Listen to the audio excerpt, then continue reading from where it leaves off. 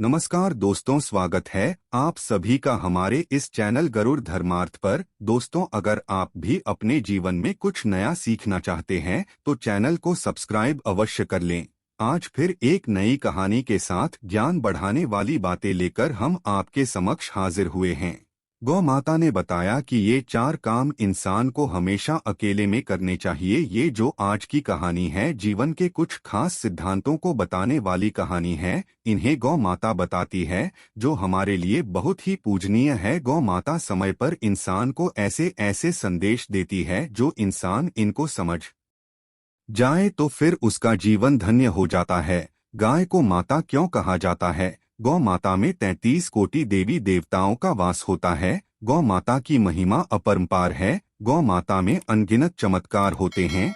जो लोग इनको समझ जाते हैं वो अपना भाग्य बदल सकते हैं, अपने नसीब को बदल कर रख सकते हैं। इस कहानी में आप जानेंगे गौ माता ने बताई 4 महत्वपूर्ण बातें। ये 4 बातें हर इंसान के जीवन में कभी ना कभी घटित जरूर होती है, और जब ये बातें इंसान के जीवन में घटित होती है तब उस व्यक्ति को संभलने का मौका नहीं मिलता। इतनी खतरनाक ये 4 बातें साबित होती है। इसलिए इन 4 बातों पर गौर करें, इन्हें ध्यान से सुनें और अपने जीवन में इन 4 बातों पर अमल जरूर करें। सुखी जीवन का सार बताने वाली ये कहानी है। बताने से पहले आपसे गुजारिश है कि वीडियो को पूरा अवश्य देखें, क्योंकि अधूरी जानकारी आधा अधूरा ज्ञान हमेशा घातक होता है। वीडियो को शेयर भी करें और चैनल को सब्सक्राइब, बेल आइकन जरूर दबाएं। आते हैं कहानी पर। बहुत साल पहले की बात है। एक गांव में भोला नाम का एक व्यक्ति रहता था। भोला जमींदार लोगों की गायों को चराकर लाया करता था। वो उन गायों को जंगल में चराता और ग्वाले का जो पैसा मिलता उससे अपना चरितार्थ चलाता, अपने परिवार की देखभाल किया करता था। भोला का रोज का ये काम था। थोड़ी गायें अपनी और कुछ गायें जमींदार लोगों की थी, उनको जंगल में चराने ले जाता।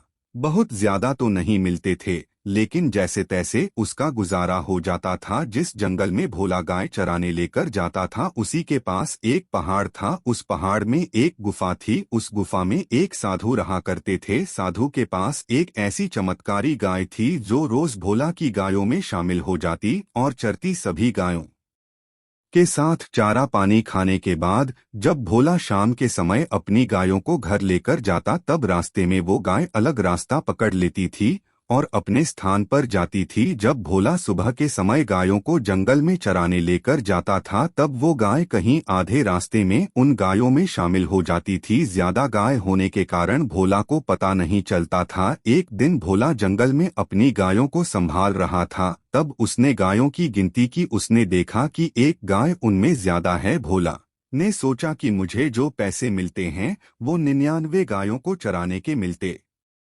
हैं, और यहाँ पर गाय गिनती में 100 आ रही है। भोला शाम को के बाद जिन लोगों की गाय थी उनके पास गया और उनसे कहने लगा कि मुझे जो पैसे मिलते हैं वो 99 गायों के मिलते हैं, लेकिन मैं जो चरा कर लाता हूँ वो पूरी 100 गायें हैं। भोला की इस बात को सुनने के बाद सभी जमींदार लोग कहने लगे कि भोले, तुम हिसाब में कच्चे हो। हमने जो गाय तुम्हें चराने के लिए दे रखी हैं उन्हीं गायों का पैसा हम तुम्हें देते हैं, ना कम ना ज्यादा।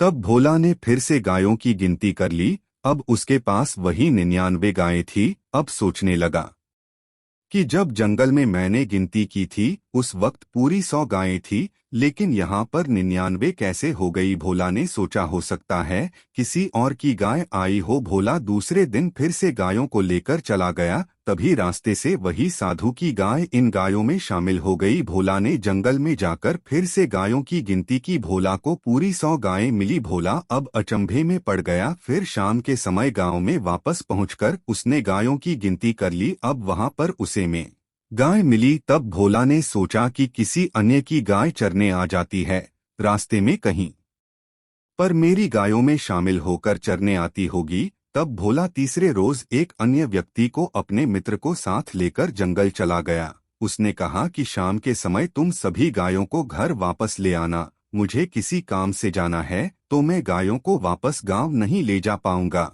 जब शाम का समय हुआ, भोला थोड़ी दूरी पर झाड़ियों में छुपकर बैठ गया। उस दूसरे व्यक्ति के साथ गायों ने रास्ता पकड़ लिया। भोला छुपकर झाड़ियों के आड़ में चलकर गायों पर नजर रख रहा था, पीछे पीछे चल रहा था। जब गाय आधे रास्ते पर आ गई तब भोला ने देखा कि झुंड में से एक गाय ने अलग रास्ता पकड़ लिया है, वो दूसरी दिशा में जा रही है। भोला चुपचाप उस गाय का पीछा करता चला गया कि देखें तो सही कि किसकी गाय है। भोला का मित्र उसकी सभी गायों को लेकर घर चला गया और भोला उस गाय का पीछा करता हुआ एक पहाड़ की कंदरा में पहुंच गया। वो गाय उस एक गुफा में चली गई। भोला भी उस गाय के पीछे पीछे पहाड़ की कंदरा में उस गुफा में घुस गया। वहां छुपकर वो देखने लगा। उसने देखा कि वहां पर एक साधु तपस्या में लीन हो बैठा था। वो साधना कर रहा था, उसके चेहरे पर बड़ा तेज था। गाय वहां पर पहुंचकर खड़ी हो गई। फिर साधु ने अपनी आंखें खोली और उठकर गाय को बांध दिया। गाय का दूध निकालकर वो अपना भोजन बनाने में व्यस्त हो गया। भोला वहीं छुपकर सब कुछ देखता रहा। थोड़ी ही उस गाय ने गोबर किया। वो सोने का गोबर था। साधु ने शीघ्र जाकर गाय के गोबर को उठा लिया और अपने धन भंडार में रख दिया। भोला इस सारी घटना को छुपकर देख रहा था। उसे अपनी आंखों पर विश्वास नहीं हो रहा था। भोला उस गाय के पास चला गया और गाय से बोला कि गाय माता, मैं एक निर्धन वाला हूँ, दिन भर 99 गायों को चराता हूँ, आप भी उसी में आ जाती हो, लेकिन गायों को चराने से पर्याप्त धन नहीं मिलता जिससे कि मैं अपने परिवार का अच्छे से लालन पालन कर सकूं। तब वो गौ माता से कहने लगी कि मैंने तुम्हें देखा है, तुम गायों को बड़े प्रेम से रखते हो, उन्हें कभी मारते धुतकारते नहीं हो। मैं थोड़ी देर में गोबर करने वाली हूँ, उस गोबर को उठाकर तुम अपने घर ले जाना। तब भोले ने कहा कि गौ माता, गोबर से क्या होगा, 99 गायें मेरे पास होती है और वो रोज गोबर करती है, गोबर से मैं धनी कैसे बन सकता हूँ। तब गौ माता बोली कि ग्वाले, मैं कोई साधारण गाय नहीं हूँ, मैं एक चमत्कारी गाय हूँ और मैं जो गोबर देती हूँ वो सोने का होता है, इसे राज ही रखना। इस बात को तुम अपने तक ही सीमित रखना, किसी और को मत बताना। तब भोला कहा कि ठीक है गौ माता। थोड़ी देर बाद गौ माता ने गोबर कर दिया। भोला उस गोबर को उठाकर अपने घर लेकर आ गया। घर पर पहुंचकर उसने देखा तो पूरा गोबर सोने का बना हुआ था। अब वो गाय भोला की गायों में मिलकर रोज चरने आती और वहां दिन में एक बार गोबर किया करती। भोला उस गोबर को उठाकर अपने घर ले जाता। धीरे धीरे भोला धनी व्यक्ति बन गया। भोला के घर में अब किसी चीज की कमी नहीं थी। फिर भोले ने सभी गायों को चराना भी बंद कर दिया। अब वो गाय भोला के घर आती और थोड़ा गोबर देकर चली जाती। भोला एक अमीर आदमी बन चुका था। उसके पास सभी सुख साधन मौजूद थे, लेकिन भोला अपनी पत्नी से उस राज को छुपा नहीं पाया। उसने अपने पत्नी को सारी बात बता डाली, क्योंकि वो दिमाग से भी बहुत भोला था। उसका नाम भोला था और वो दिमाग से और स्वभाव से भी बहुत भोला था। अब जैसे ही उसके पास धन आ गया था तो गौ माता ने जो बात उसको बताई थी कि किसी को बताना नहीं है, उस बात को भोला भूल गया और अपनी को उसने सारी बातें बता दी। भोला अमीर बन गया था तो धीरे धीरे भोला के अड़ोसी पड़ोसी भोला से जलने लगे। वो सोचने लगे कि भोला इतना मंदबुद्धि है, फिर भी इतनी तरक्की कैसे कर रहा है। भोला को ऐसा कौन सा खजाना मिल गया है जो इसने गाय चराना भी बंद कर दिया है। पहले तो ये गाय चराता था, उससे इसके परिवार का लालन पालन होता था, लेकिन अब तो इसने गायों को चराना भी बंद कर दिया है। दिन भर घर पर रहता है, मजे करता है और उसकी दिन रात चौगुनी तरक्की कैसे होती जा रही है।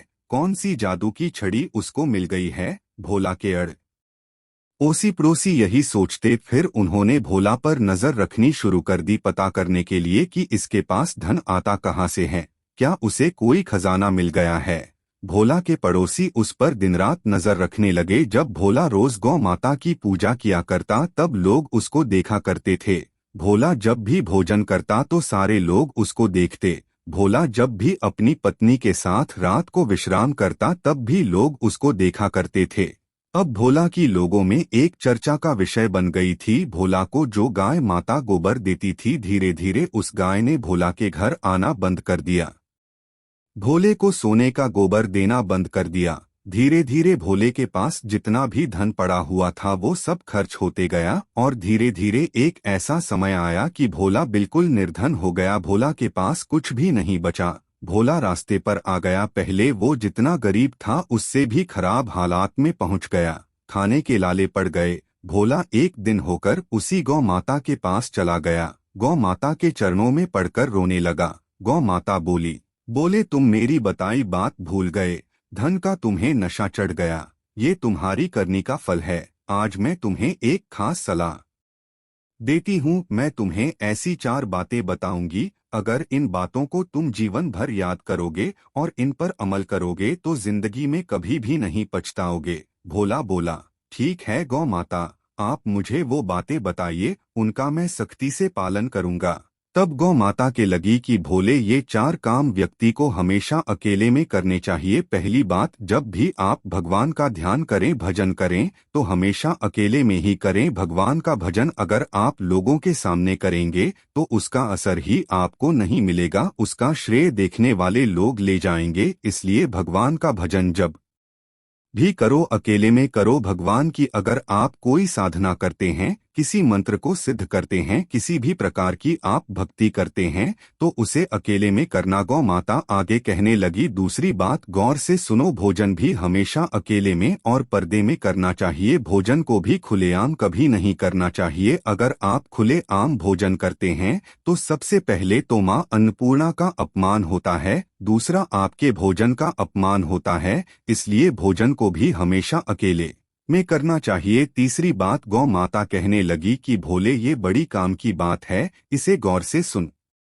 लो। गौ माता बोली, जब भी पति पत्नी रात्रि के समय विश्राम करते हैं तो वो पर्दे में होना चाहिए, अकेले में होना चाहिए। जो लोग खुले आम हम बिस्तर करते हैं उन लोगों पर अकाल मृत्यु का भय हमेशा बना रहता है, इससे ही उनकी अकाल मृत्यु हो जाती है। चौथी और आखिरी बात गौ माता ने बताई, बोले, ये सबसे खास और सबसे महत्वपूर्ण बात है, इसको जीवन में हमेशा याद रखना। गौ माता बोली कि अपनी कमाई का जरिया, अपनी आमदनी का जरिया किसी को नहीं बताना चाहिए, इसको भी हमेशा पर्दे में रखना चाहिए, अपने सीने में दफन रखना चाहिए। अगर आप अपनी कमाई का जरिया, अपनी आमदनी का जरिया अन्य किसी को बताते हैं तो एक दिन ऐसा आएगा कि आपकी कमाई का जरिया ही खत्म हो जाएगा, आपके हाथों से आपका कमाई का जरिया निकल ही जाएगा। हो सकता है आपके कमाई के जरिए पर आप जो भी काम कर रहे हैं उस पर किसी दूसरे व्यक्ति का कब्जा हो जाए, इसलिए अपनी कमाई का जरिया कभी किसी को नहीं बताना चाहिए। गौ माता ये 4 बातें भोला को बताई। भोले ने उन 4 बातों का सख्ती से पालन किया। फिर गौ माता ने अपना गोबर भोला को देना शुरू कर दिया। अब भोला के फिर से अच्छे दिन आ गए। ये कहानी हमें सिख देती है कि जीवन में हमें कभी भी इन 4 बातों को किसी को नहीं बताना चाहिए, इनको हमेशा पर्दे में रखना चाहिए। जो लोग इन 4 बातों को पर्दे में रखते हैं उन लोगों का कभी कोई अहित नहीं हो सकता। उम्मीद करते हैं आपको कहानी पसंद आई होगी। वीडियो अच्छा लगा हो तो एक लाइक अवश्य कर दें। वीडियो के अंत तक बने रहने के लिए आप सभी का बहुत बहुत धन्यवाद।